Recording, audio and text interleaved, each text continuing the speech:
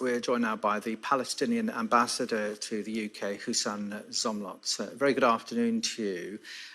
So Alistair Bunkle was telling us there, quoting the Israeli media, saying around 600 Israelis have been killed in these attacks. Will you condemn the onslaught by Hamas? Obsession with condemning the victims and blaming the victims and condemning the occupied, the colonized, the besieged for so many years. And this morally abhorrent approach of always talking about Israel's right to self-defense, that Israel is under siege. I saw your title all the last hours, as if there is a war. This dehumanization of Palestinians has got to end and stop immediately, especially that lives are being lost, and this is very tragic and regrettable. So please don't stop always your interviews by asking this question. I will not indulge in this. 2 million people in Gaza have been taken hostage by Israel for the last 16 years. 16 years. Have you ever asked an Israeli spokesman or official to condemn that? Have you asked an Israeli official to condemn what their prime minister said yesterday, that he will bombard civilian areas? Have you asked or expect the Israelis to condemn what they do in Jerusalem and occupied Jerusalem and the West Bank? So stop this. There is no symmetry between the occupied and the occupier, the colonized and the colonizer. Enough. These attacks, though, will do nothing, will they, to stop the occupation?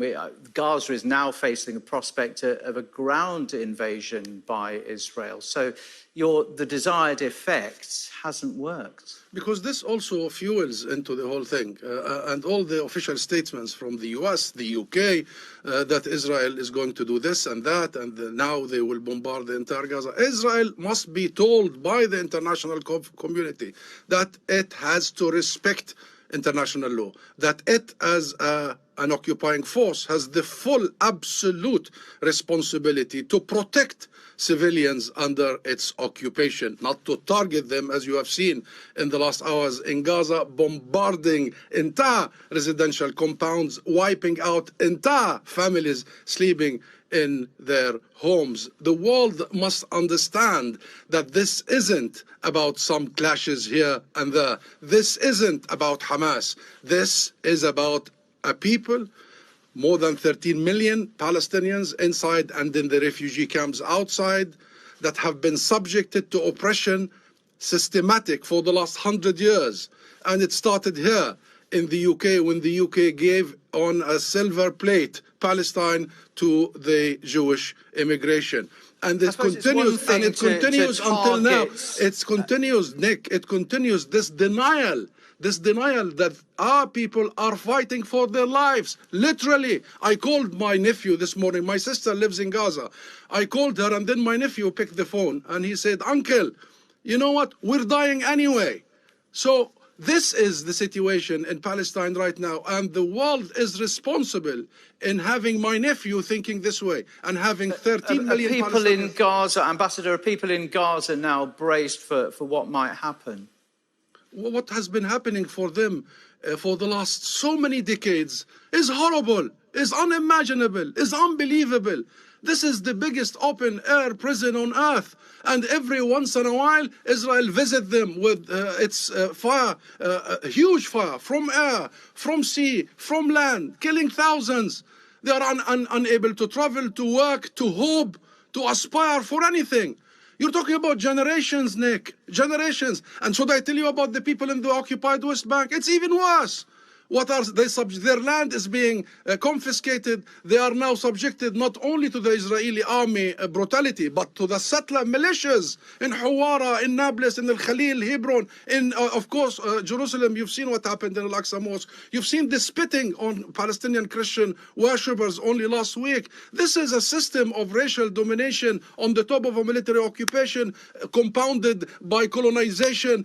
Pure racism. The Palestinian people have the right to defend themselves. Ambassador, let's turn to what we have the right to now. shout out, and we have the right to say enough.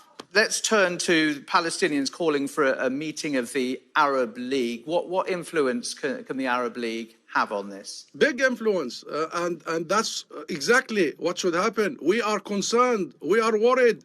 We want the Israeli killing machine to stop.